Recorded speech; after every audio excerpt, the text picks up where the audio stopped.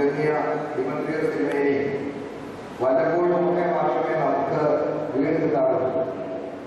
അതുകൊണ്ട് എന്റെ നിർബന്ധപ്രകാരമാണ് തിരുമേനി ഏതാനും ചിന്തകളുമായി പങ്കുവെച്ചത്. എന്നാലും ഒരു കൺക്ലൂഡിംഗ് വേർഡ്സ് എന്ന രീതിയിൽ ആരോടും ഇരിക്കാൻ ഞാൻ ആഗ്രഹിച്ചില്ല. ഞാനിരിക്കുന്നു. ഈ പെരുന്നാളുകൾക്ക് 3 മുഖം. ഒരു പെരുന്നാൾ ഏറ്റവും ഗംഭീരമാകുന്നത് ആൾക്കൂട്ടത്തിന്റെ ബലത്തിനാണ് എന്നാണ് പൊതുവെ നമ്മുടെ ഒരു സങ്കല്പം. ഒരു 100 പേര് 200 പേര് മാത്രമേ പെരുന്നാളിന് വരുന്നുള്ളെങ്കിൽ അതെന്ത് പെരുന്നാൾ? അപ്പോൾ പെരുന്നാൾ എന്ന് പറയുന്നത് തന്നെ അത് ധാരാളം വിശ്വാസികൾ അത് ഓർത്തഡോക്സുകാരൊന്നുമായിരിക്കണമെന്നില്ല, നാനാ ജാതി മത വർഗവർണ്ണ ഭേദമന്യുള്ള വിശ്വാസികൾ ഒരു കോവിലകത്ത് അഥവാ ഒരു ദേവാലയത്തിനകത്ത് ഒരു ക്ഷേത്രത്തിന്റെ സങ്കല്പത്തില് കടന്നു വരുന്നു.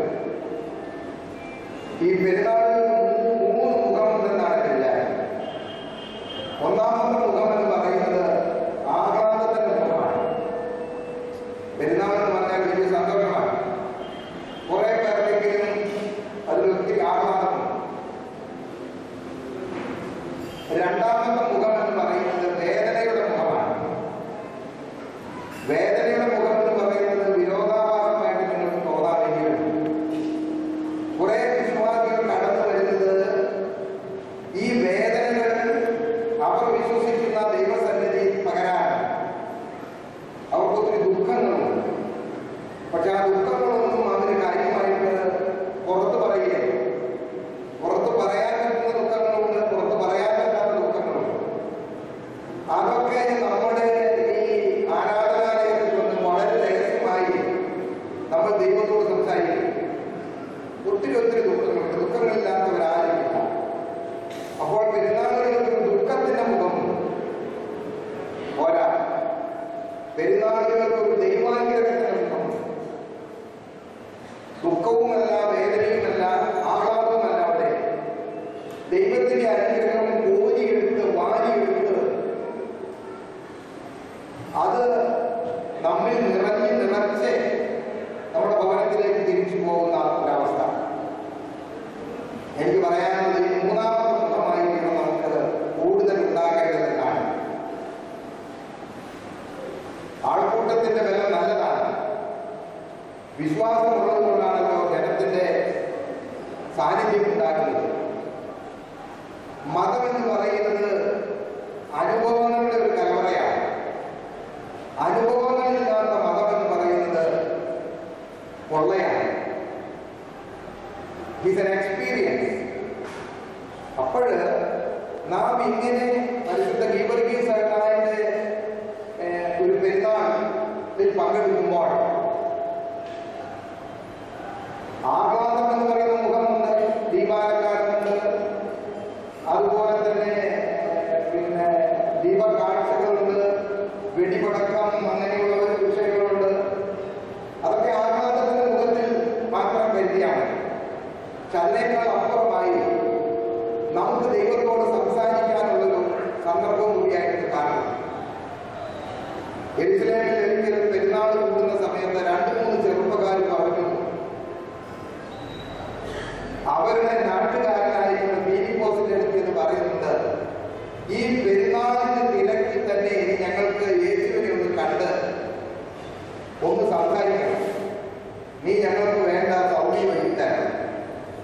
ഫിലിപ്പോസിനെ ആ കാര്യം നേരെ യേശുവിനെ അടുത്ത് പറയാൻ ധൈര്യമില്ലാത്തതുകൊണ്ട് അദ്ദേഹം അന്ത്രയോസിനെ എടുത്തിട്ട് പറഞ്ഞു, എന്റെ പൊന്നു സഹോദര, എന്റെ നാട്ടിൽ നിന്ന് 2-4 പേര് വന്നിട്ടുണ്ട്. ഈ ആൾക്കൂട്ടത്തിൽ അവർക്ക് നമ്മുടെ ഗുരുവിനെ ഒന്ന് പരിചയപ്പെടുത്തി കൊടുക്കണമെന്നാണ് പറയുന്നത്. എത്ര ആഘോഷമായാലും അന്ത്രയോസും ഫിലിപ്പോസും 2 പേരിൽ നിന്ന് ഗുരുവിന്റെ അടുത്ത് കാര്യം പറഞ്ഞ് ഈ യേശുവിനെ കാണണമെന്ന് പറഞ്ഞ ആ ചെറുപ്പക്കാർക്ക് അവരുടെ ആഗ്രഹം സാധിച്ചു കൊടുക്കുന്നു. ഞാൻ പറയുന്നത് ആഹ്ലാദത്തിന്റെ ഒരു മുഖം അവിടെ കൊണ്ട് പെരുന്നാൾ അവസാനിക്കരുത്. വേദനയുടെ ഒരു മുഖമുണ്ട്. നമ്മുടെ മനസ്സിന്റെ അകത്തെ ദുഃഖങ്ങൾ, വേദനകൾ പകർന്ന് ദൈവത്തോട് രഹസ്യമായി സംസാരിക്കാനൊരിടം, അതും പെരുന്നാളിന്റെ ഒരു മുഖമാണ്. മൂന്നാമത്തെ മുഖമെന്ന് പറയുന്നത് ദൈവത്തിന്റെ അനുഗ്രഹം. നമുക്ക് ദുഃഖമാണെങ്കിലും സുഖമാണെങ്കിലും ദൈവത്തിന്റെ അനുഗ്രഹം സ്വാംശീകരിച്ച് വാരി മുഖത്ത് നമ്മുടെ വീട്ടിലേക്ക് തിരിച്ചു പോകുന്ന അനുഭവം. അവിടെ ദുഃഖമൊക്കെ കാണും. ദുഃഖത്തിനെ കുറിച്ചൊന്നും നമ്മൾ ഒരുപാട് വലുതാക്കേണ്ട കാര്യം. നമ്മൾ വിചാരിച്ചാലും ഈ ദുഃഖം ഒരു നിമിഷം കൊണ്ടൊന്നും ആരുടെ ദുഃഖവും മാറുകയില്ല. പക്ഷെ ദുഃഖം മാറിയില്ലെങ്കിലും മനസ്സിന്റെ അകത്ത് ഒരു ആത്മധൈര്യവും സന്തോഷവും നമുക്ക് നഷ്ടപ്പെടാതിരുന്നാൽ അതാണ് ക്രിസ്തീയ ജീവിതത്തിന്റെ ഏറ്റവും വലിയ അടിത്തറയായിട്ട് ഞാൻ കാണുന്നത്. ഇന്നത്തെ ഏവരെങ്കിലും വായിച്ചോ, ശ്രദ്ധിച്ചോ, ഒരു വാചകം, എന്റെ പുറകാലെ ആർക്കെങ്കിലും മരണമെന്നുണ്ടെങ്കിൽ അവരെ ഉള്ളത് മുഴുവനും വേണ്ടെന്ന് പറഞ്ഞു. അവർക്ക് എന്തൊക്കെ ഉണ്ടോ, പുരയിടമായാലും പറമ്പായാലും വ്യവസായമായാലും ബന്ധുക്കളായാലും വീടായാലും നാടായാലും ഒക്കെ വേണ്ടെന്ന് പറഞ്ഞു. എന്നിട്ട് അവരെ ദുഃഖങ്ങളും ഭാരങ്ങളുമാകുന്ന കുരിശെ ചുമന്ന് എന്റെ പിന്നാലെ വരണം. ഇത് പറയുവാനൊരു സാഹചര്യം ഉണ്ടായിരുന്നു. ആ സാഹചര്യം എന്ന് എന്താണെന്ന് അറിയാമോ? കർത്താവ് സ്വന്തം മരണത്തെ കുറിച്ച് ചില സൂചനകൾ പറഞ്ഞു. ഞാനിനി അധികകാലം മുന്നോട്ടുകൂടി ഉണ്ടായിരിക്കുകയില്ല. എന്റെ മരണത്തിന്റെ നാളുകൾ അടുത്തടുത്ത് വരികയാണ്. ഞാൻ മരിക്കും. പക്ഷെ 2-3 ദിവസം കഴിയുമ്പോൾ ഞാൻ ശക്തമായി ആ മരണത്തിൽ നിന്ന് എഴുന്നേറ്റ് വരും. ഈ സൂചന കർത്താവിന്റെ ശിഷ്യന്മാർക്ക് വളരെ വേദനയുണ്ടായി. കാരണവരായിരിക്കുന്ന പത്രോസ് എന്ന് യേശുവിനോട് പറഞ്ഞു, കാര്യമൊക്കെ ശരിയാണ്, അത് മാത്രം വേണ്ട. നീ ഞങ്ങളോട് എന്തെല്ലാം സംസാരിച്ചിട്ടുണ്ട്, അതൊക്കെ ഞങ്ങൾ കേട്ടിട്ടില്ലേ? ഇനി ഞങ്ങൾ പറയുന്നത് നീ ഒന്നനുസരിച്ച്. നീ ഞങ്ങളോട് ഒത്തിരി കാര്യങ്ങൾ ഇടയ്ക്കിട്ട് വെച്ച് പറഞ്ഞിട്ടുണ്ട്, അതൊക്കെ ഞങ്ങൾ കേട്ടിട്ടുണ്ട്. ഇപ്പോൾ ഞങ്ങൾ നിന്നോടൊരു കാര്യം പറയാം. അതെന്താണ്? നീ പറഞ്ഞില്ലേ, ഞാൻ മരിക്കാൻ പോകുന്നു, 3 ദിവസം കഴിഞ്ഞാൽ എഴുന്നേൽക്കുന്നുണ്ട്. അത് വേണ്ട. അത് ഞങ്ങൾ പറയുന്നത് നീ അങ്ങോട്ട് അനുസരിച്ചാണ്. ഓ, തമ്പുരാന്റെ 2 വാചകമെന്നാണ്. പത്രോസ് ദഹിച്ചുപോയി, കരിഞ്ഞുപോയി. ഓ സൈറ്റൻ ഗോ എവേ. കാലമോട് ചെവിക്കൂടെ ഇടാതെ പറഞ്ഞു ഓടിക്കാണ്. ഓ സൈറ്റൻ ഗോ എവേ. ഇത്രയും ശക്തമായ വാക്കുകൾ കർത്താവിന്റെ വായിൽ നിന്ന് പത്രോസ് കേട്ടിട്ടില്ല, ശിഷ്യന്മാർ കേട്ടിട്ടില്ല, എല്ലാവരും പേടിച്ചു പറഞ്ഞു. ഓ സൈറ്റൻ ഗോ എവേ. അത് കഴിഞ്ഞിട്ട് പറഞ്ഞ വാചകമാണ് ഏത്? ആരെങ്കിലും എന്റെ പിന്നാലെ ഇറങ്ങി തിരിച്ച് വരുന്നാൽ ആഗ്രഹിക്കുന്നുണ്ടെങ്കിൽ അവൻ എല്ലാം ഉപേക്ഷിക്കാൻ തയ്യാറാണ്. എല്ലാം ഉപേക്ഷിക്കാൻ പറഞ്ഞാലല്ല,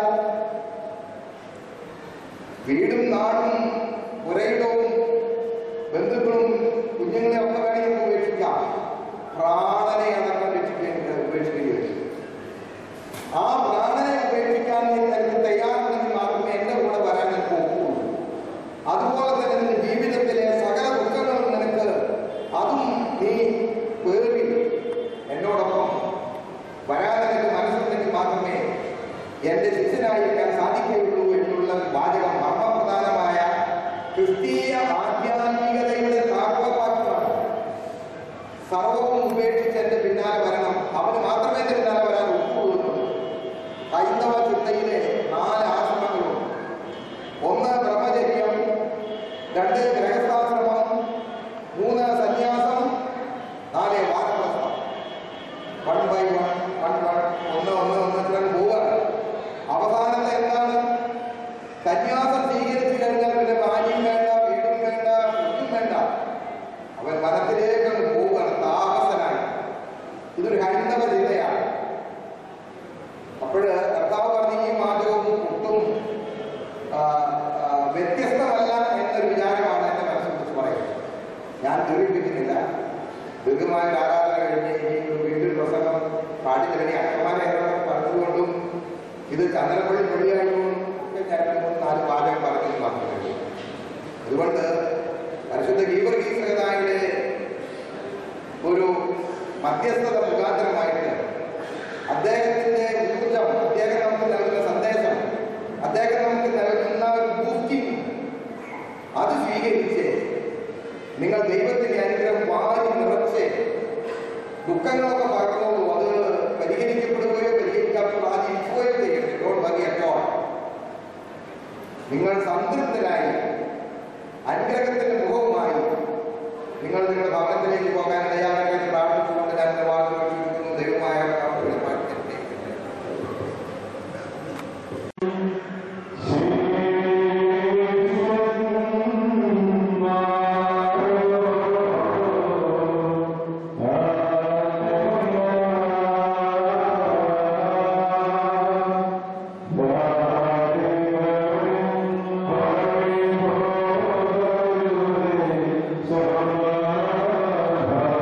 Amen.